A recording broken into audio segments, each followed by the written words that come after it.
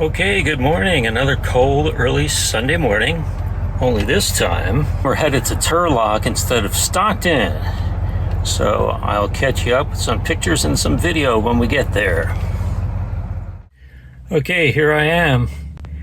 Got a spot right by the east gate. Boy, is it cold. Turned out that the gates didn't open at 6 o'clock. They didn't open until 7 o'clock. So that was an extra hour waiting in the cold, but I got to talk to a really cool guy named Joe in a 73 Chevy pickup, and that was kind of cool. Helped pass the time a little bit quicker, having somebody to chat with until the gates open. But I'm inside now, and I'll show you. This is what it looks like. Cars for sale in the for sale corral. I should have parked near the Cadillac there. Don't know what I was thinking. Look at this, a Honda Prelude. That's what attracted me. I said, oh my God, I haven't seen one of those in years, much less in person. So that's really cool. Anyway, I'll show you more as I walk around. Well, greetings, and like before, in the absence of music, it's time for the voiceovers of the pictures, and we may as well start with my car, the white 73 Caddy, just to show that it really can move under its own power and get from Stockton to Turlock a week later. Thank goodness I didn't have to drive in the fog. It was pretty clear that morning. Minus having to wait an hour outside the gate. Car made it fine, and car showed fine. There weren't as many people there on Sunday as there was on Saturday, so I started off parking more on the perimeter, and then I moved inward next to the other Cadillac as the morning progressed, and more of the action was over there. So there that is. And then there was this 1982 Honda Prelude. I don't know why I was so attracted to this car. Maybe because my dad used to have one. His was a 79, same body style, in a lighter raspberry reddish color. They were very popular in the day, and it was nice seeing this one as well. Here's the same one from the back. Unique taillights, just a unique design all around. And also you'll notice the period correct yellow on blue 7-digit license plate beginning with the number letter series 1F. That would have been common for 1982.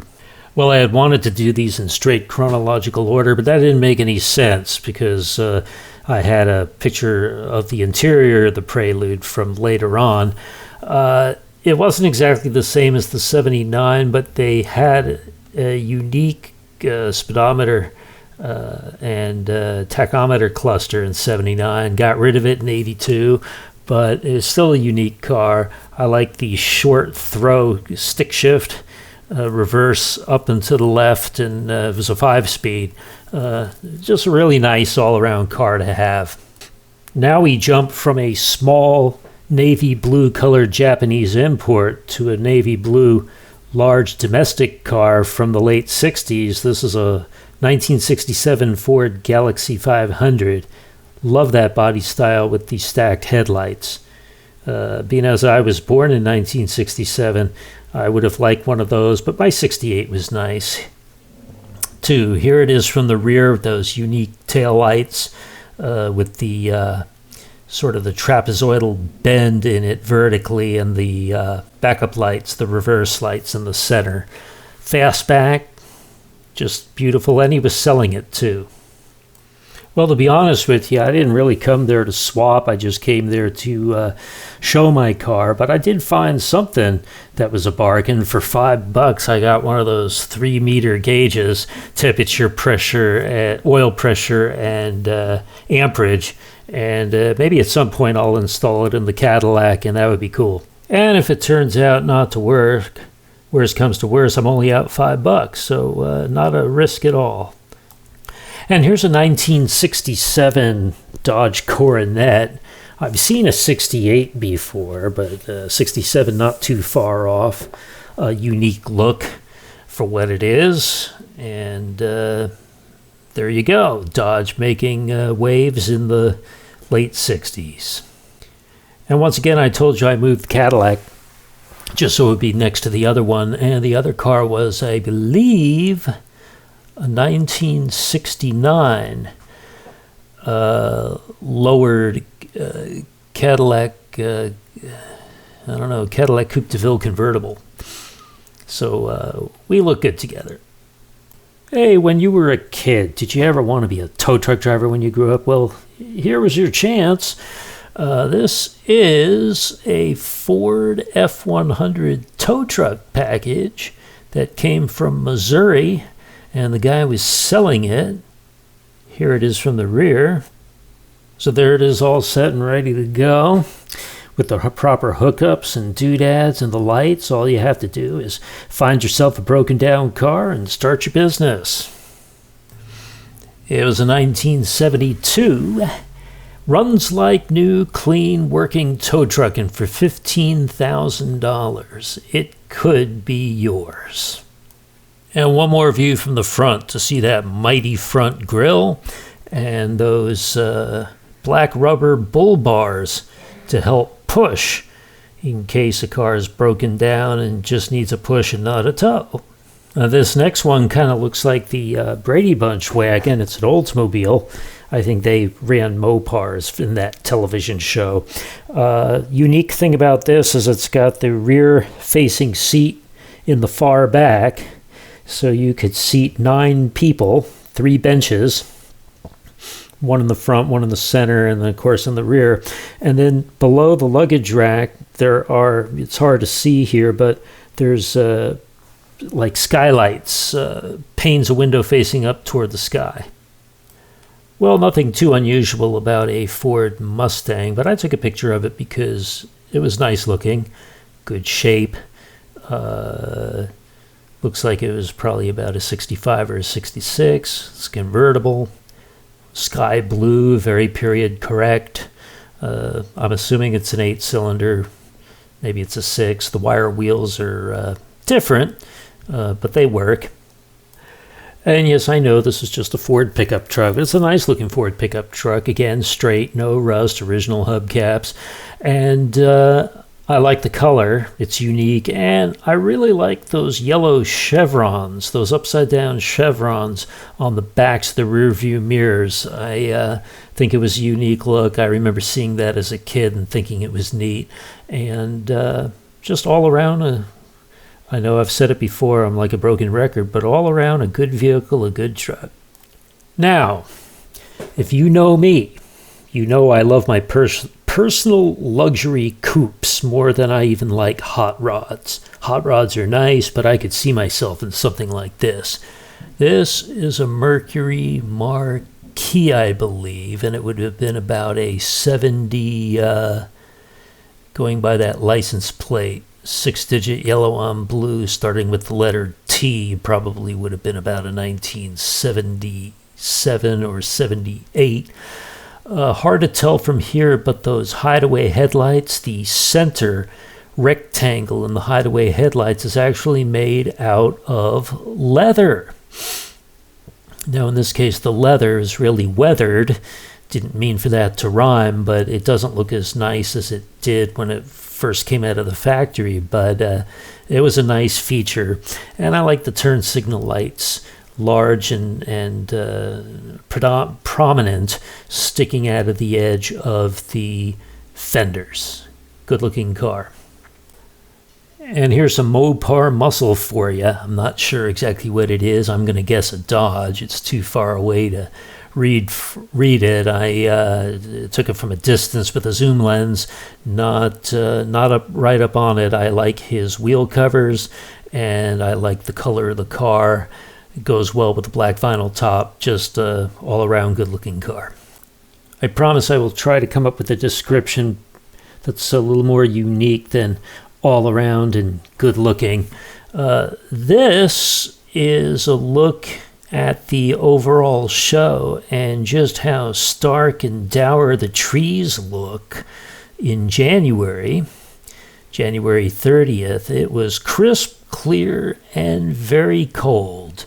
And to think that in a few short months when they have the spring get-together in May, Those trees are going to be full of leaves and providing the proper amount of shade for a higher angle sun when it's warmer.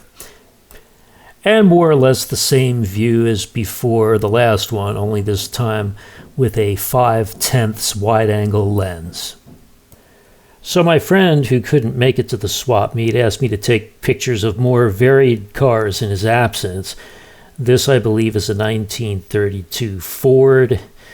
Looks like that might be a pickup. Hard to see if that's a bet or not. The reason I say it's a 32 is I zoomed in on the license plate. Let's see if we can do that.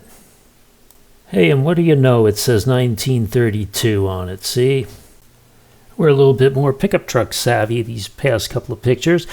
This, I think, is a Chevy in black. Very nice looking example with a tonneau cover. And the fold-away windshield wipers that meet each other in the center as opposed to swiping from right to left. And the turn signal's well above the headlights. I don't know if that's a unique Chevy thing, or actually I think Ford did that too for a number of years, but Chevy, the distance between the turn signals in the hood and the headlights in the grille is a greater distance, I think. Well, I don't know my 30s cars. If it wasn't for the fact that the license plate said 1936, I would have never known. It's a nice looking car, though, I gotta say. I like the root beer brownish deep burgundy, whatever it is. There's a point in the color wheel where burgundy turns into brown if you use the right color combinations. This one looks really good. It suits it well. 1950s cars had a jet age theme to them. This on a late 50s Chevrolet Nomad station wagon, I think, has a model of a chrome jet on the hood where an ornament would usually be. It's a nice metallic blue color with a very robust and heavy grille and some custom wheels, low-profile tires, just overall good-looking car. And here's the same car from the rear, wraparound side glass in the rear part of the station wagon, unique bullet-shaped taillights, and those rear bumpers were every bit as heavy and bulky as their front bumper counterparts, very common in the late 50s. It's the same guy selling both trucks here, the four-wheel drive F-250 on the left and the F-100 on the right. The 1975 Ford F-250 he wanted $12,000 for, and the 1973 Ford F-100 two-wheel drive he wanted $6,000 for. Considerably cheaper, but remember, it's only two-wheel drive, and four-wheel drive comes at a premium in some of these classic trucks. And now it's time for a purple 1950 Chevrolet with the air conditioner or the ventilator mounted on the top of the side door. That was common back then before they had ground unit air conditionings coming through the firewall. And how do I know it's a 1950? Well, I really don't, except for the fact that the rear license plate says 50 on it. It's as good a guess as any. Don't know what the MB is. Yours truly, the B3 burner, is just taking a real guess here, as I don't know a lot about early 50s vintage cars. And finally, we have a peacock blue period correct Ford Thunderbird from somewhere in the early to mid 60s. I don't know exactly which year. So as I conclude, the important takeaway here is not so much that I knew every car and every year that we were looking at, but more importantly, I managed to get through all this in under 15 minutes. I'm John O'Flaherty, the B3 burner, and I hope you enjoyed this look at the Turlock swap meet for winter 2022. Goodbye.